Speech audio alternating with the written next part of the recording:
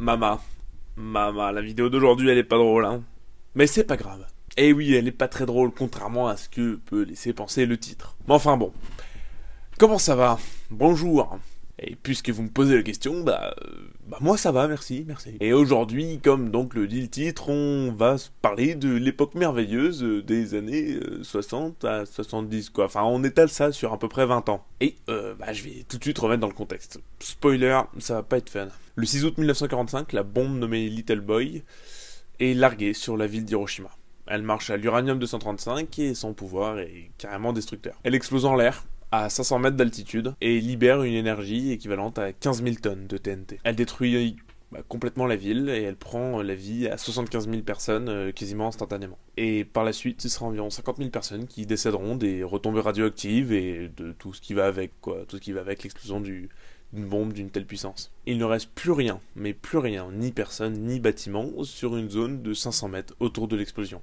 Rien, tout est rasé. Le champignon monte dans le ciel à environ 11 000 mètres d'altitude et est visible à 500 km d'Hiroshima. Si l'enfer a déjà existé sur Terre, je pense que ça devait être à peu près à ce moment. Mais c'est pas fini, parce que 3 jours plus tard, le 9 août 1945, c'est la bombe Fat Man, qui explose à 580 mètres d'altitude sur la ville de Nagasaki. Marchant au plutonium, celle-là est 50% plus puissante que celle d'Hiroshima. Quelques 35 000 des 240 000 habitants de Nagasaki décéderont dans l'explosion, y compris jusqu'à 27 000 ouvriers japonais, 2 000 travailleurs forcés coréens, une centaine de soldats japonais et même des prisonniers alliés des Américains. Et en fait, l'enfer est revenu 3 jours plus tard, quoi. Les deux explosions de Little Boy et Fat Man sur Nagasaki sont heureusement les seules explosions nucléaires qui y ait eu sur des populations civiles. Mais ce n'est pas pourtant les seules explosions nucléaires qu'il y a eu sur Terre. Au contraire, il y en a eu énormément. En effet, dès 1946, des essais nucléaires ont eu lieu, surtout aux USA. Et à partir de 1949, c'est l'URSS qui commence les essais nucléaires. Et la première bombe des Russes s'appelle la RDS-1. Le nombre d'essais nucléaires par an va croître d'année en année à partir de 1950. Et ce sera en 1960 que la France, d'ailleurs, lancera sa première bombe nucléaire. En 61, c'est 45 bombes qui ont explosé sur Terre, dont la plus puissante du monde, la Tsar Bomba, lancée par les Russes sur la Nouvelle-Zambie, qui se trouve à peu près là, c'est un peu compliqué à décrire. Une puissance de 50 mégatonnes, tout est rasé sur 500 km, un champignon qui monte à 65 km de haut. Et pour avoir une petite comparaison, le petit cercle violet, c'est Hiroshima, et le cercle rouge, c'est la Tsar Bomba. Voilà. En 62, c'est 139 essais nucléaires qui ont été effectués sur Terre. Ça fait plus d'une bombe tous les 3 jours quand même. C'est quand même pas dégueu. On est sur un beau ratio, quoi. Et jusqu'en 85, on compte au moins 50 essais par an, dont des années où ça monte à environ 80. C'est vénère, hein. Très très vénère. Alors c'est bien beau tout ça, c'est bien beau, c'est un grand mot, ça tue personne certes, mais est-ce que c'est bien quand même de faire péter des bombes nucléaires un peu de partout? On va parler de ça en fait dans cette vidéo, et on va prendre 2 exemples, parce que évidemment il y a eu plus de 2000 bombes en fait qui ont explosé sur Terre, bombes nucléaires, donc ça va être compliqué de discuter de tout, mais on va parler de 2 choses bien particulières, 2 îles où des bombes ont explosé, bien particulier. En premier, on va parler d'un atoll qui est plutôt connu pour ça, du coup, c'est l'atoll d'Enewetak. Un atoll, pour ceux qui ne le savent pas, c'est ça, c'est une espèce de petit rond de sable dans l'océan. Et là, c'est dans le Pacifique, à côté des îles Marshall. Sur une des îles de l'atoll d'Enewetak, on retrouve un dôme énorme en béton qui fait 114 mètres de diamètre, c'est gigantesque. Ça ressemble à ça, vu du ciel, hein. Ça se voit largement du ciel même. Et en fait, ce dôme-là retient quelques 100 000 mètres cubes de déchets radioactifs liés aux essais nucléaires de la guerre froide. Des essais américains. Faut bien préciser, les îles Marshall, c'est américain, c'est des essais américains. Donc le dôme, c'est recouvert de béton. Mais en dessous, on va dire, c'est en dessous des déchets radioactifs, il n'y a pas de béton. Non, c'est le sable, quoi. C'est l'atoll, c'est la terre. Et ça, c'est pas fou.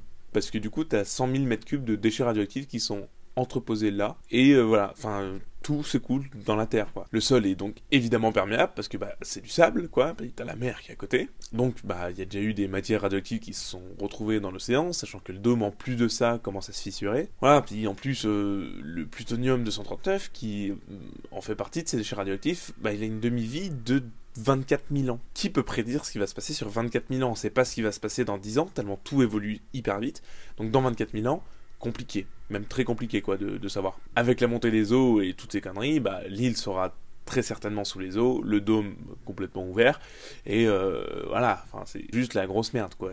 Des déchets hyper radioactifs vont être relâchés un peu de partout. Et Enewetak a pris quand même une quarantaine d'explosions dans la gueule quoi. Il a pris cher quoi l'îlot. Et il a aussi pris la bombe la plus puissante larguée par les États-Unis, Castle Bravo, qui fait une puissance de 15 mégatonnes. Rappelle juste la Tsar Bomba 50. Voilà. Les Russes sont vraiment... ils ont pété leur crâne, quoi, sur la Tsar Bomba. Et oui, aussi, évidemment, sur l'atoll d'Enewetak et l'atoll de Bikini, en fait, qui font aussi partie des îles Marshall, en fait, tout dans ce coin-là du Pacifique, bah, il y avait évidemment des habitants. Il y avait des gens qui vivaient là-bas. Et en gros, on leur a dit gentiment... soit tu pars, soit tu te prends 40 bombes nucléaires dans la tronche. Normalement, le choix est vite fait. Normalement, tu te barres. Donc, ils ont complètement viré les gens de chez eux pour pouvoir faire un max d'essais nucléaires et détruire la faune et la flore locale. Hein, parce que, bon, entre les ondes de choc, les souffles, les chaleurs intenses, la lumière intense et, du coup, la radioactivité, compliqué de développer une vie là-bas, mais enfin bon, voilà. Et il faut savoir que dans ces îles là-bas, le taux de cancer de la thyroïde, de leucémie et d'autres problèmes liés à la radioactivité a explosé en fait à ce moment-là. Parce qu'il y avait plein de bombes nucléaires dans le coin. Qu'est-ce que tu veux que je te dise? C'est normal que tu tombes malade à un moment. Enfin bon. Voilà pour l'atoll d'Enewetak. J'ai très résumé vraiment ce qui s'est passé. Parce qu'on va aussi parler de l'atoll de Mururoa. Un peu compliqué à prononcer, qui est en Polynésie française. Et là, c'est des essais français. C'est pas américain. Mururoa, c'est un atoll, donc toujours le même rond de terre, dans l'archipel des Tuamotu en Polynésie française. Avec une taille qui fait de 28 km par 11 km. C'est une petite île sympa, paradisiaque.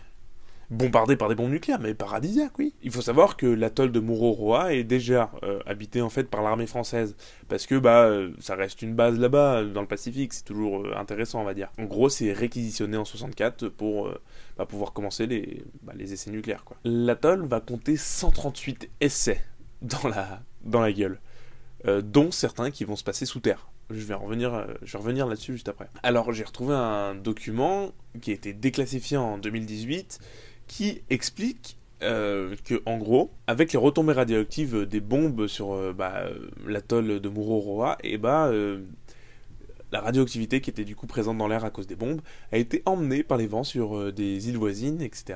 Là où il y avait en fait des gens. Parce que oui, le vent tu le contrôles pas, encore moins dans le Pacifique je pense. Et là je vais vous donner quelques chiffres. Alors ça, on va parler en becquerel par kilo. Le becquerel c'est une unité de mesure pour la radioactivité en fait. Et il en faut pas beaucoup pour tuer quelqu'un quand même des becquerels.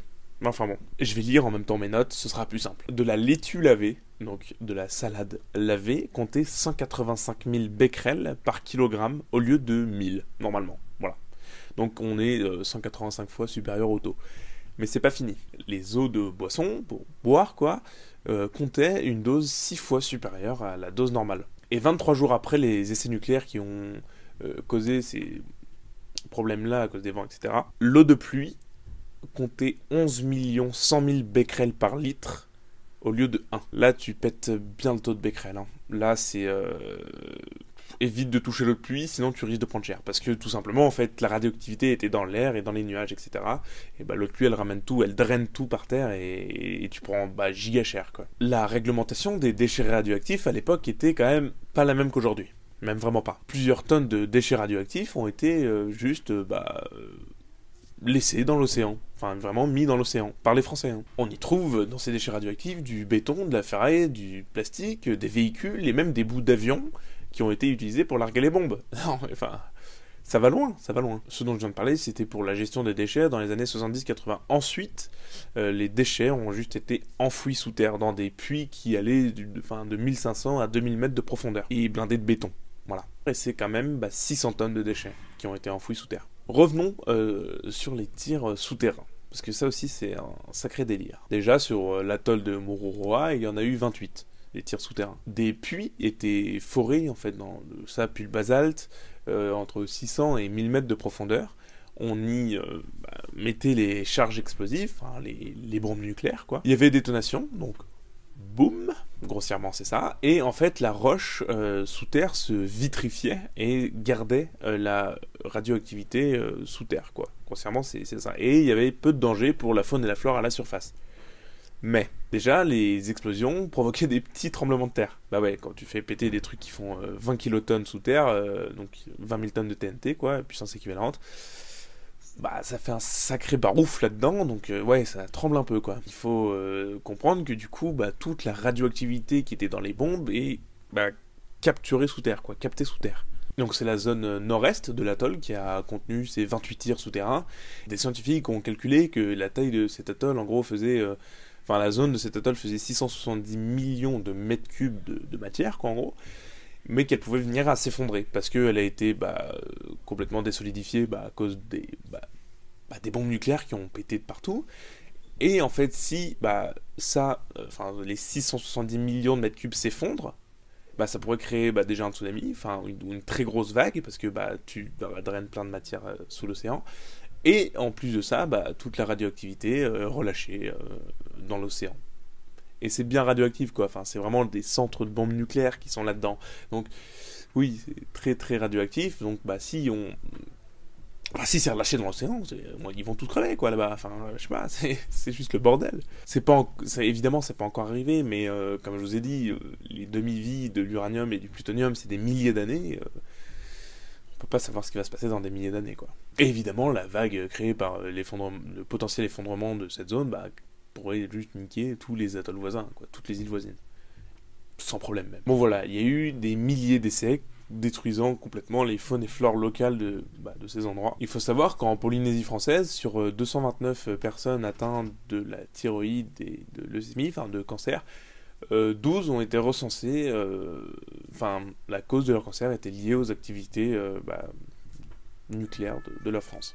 Il faut savoir aussi que encore beaucoup de documents sont classés secret défense sur les zones qui ont été bombardées par des bombes nucléaires, que ce soit du côté français ou américain. Il y a encore beaucoup de documents secret défense où on ne sait pas encore ce qui s'est passé, quoi. Enfin, on ne connaît pas tous les tenants et aboutissants.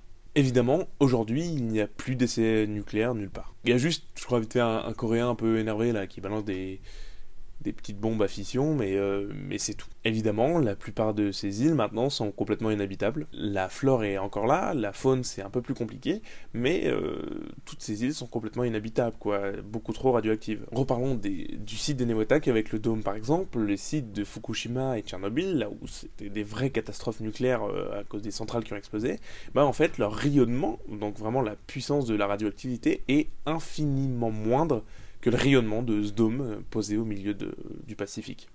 Vraiment, le dôme des Newatak envoie un max de rayonnement de partout. Donc dans l'eau, la faune, la flore, les récifs coralliens, les palmiers, tout. Et les Américains ont dit une chose assez troublante, c'est que en fait les zones étaient déjà tellement pourries par les essais nucléaires, par les bombes nucléaires qui ont explosé à ce moment-là, que stocker des déchets, même s'ils sont très radioactifs, sera toujours moins radioactif que quand les bombes ont explosé. Donc en gros, le dôme des Newatak et la puissance de la radioactivité du dôme des Newatak, en fait ça va, comparé aux bombes quand elles explosaient pendant la guerre froide. C'est dégueulasse, quoi. Vraiment, ils disent que c'est négligeable par rapport à la radioactivité qu'il y a eu et les retombées radioactives qu'il y a eu pendant les essais nucléaires. C'est flippant en fait, parce que la faune là-bas est complètement détruite, la flore aussi, tout commence à se déverser dans l'océan, enfin je sais pas, et pas d'excuses, rien. Non, c'était juste pour tester nos petites bombes là. Enfin, grossièrement, c'est la merde. Voilà. Tout ce qui est là-bas, c'est très paradisiaque, hein. C'est des sites qui sont super beaux, comme vous pouvez le voir. Mais en gros, tu y vas, tu restes 6 mois, tu crèves. Grossièrement, c'est ça. Bon, voilà. En gros, il y a eu des milliers de bombes nucléaires qui ont explosé sur Terre. Là, on a parlé des cas assez extrêmes. Il faut savoir qu'il y en a eu qui ont pété dans le désert des États-Unis. Il y avait même des spectateurs. Je vous montre des petites photos avec des spectateurs. Il y en a eu dans le désert du Sahara, en Algérie, qui ont été lancés par la France, parce que c'était une ancienne colonie française. Il y en a eu plein dans le Pacifique. Il y en a eu en Sibérie par les Russes. Enfin, c'est un sacré bordel, quoi. J'ai pas fini de parler de toutes ces conneries parce que c'est quand même des sujets qui sont hyper intéressants et il y a plein d'autres choses qui tournent autour des bombes nucléaires, hyper intéressants aussi. Mais la vidéo commence à être déjà un peu longue, donc je vais m'arrêter là. Et du coup, moi, je vous dis à la semaine prochaine. Et oui. Et oui. Et oui. Non, plus sérieusement, j'ai envie de continuer de parler des histoires de bombes nucléaires parce que vraiment c'est pas fini. Il y a tout aussi un pan historique, parce que là c'est plus naturel, quoi, les catastrophes qui sont liées à ces bombes nucléaires, mais aussi tout un pan historique, l'escalade de la puissance et et juste du monde, quoi, qu'il faut qu'on aborde, il faut en parler, quoi. Et du coup, je pense que je vais continuer d'en parler aussi sur cette chaîne YouTube. En tout cas, les amis, merci d'avoir regardé cette vidéo. Si elle vous a fait plaisir, n'hésitez pas à vous abonner, liker et partager cette vidéo, évidemment. Il faut savoir que je me suis inspiré. En fait, c'est une vidéo du Dr Nozman qui m'a donné envie de faire cette vidéo et les recherches. En attendant, les amis, moi je vous dis à la semaine prochaine. Portez-vous bien et bisous. Allez, ciao.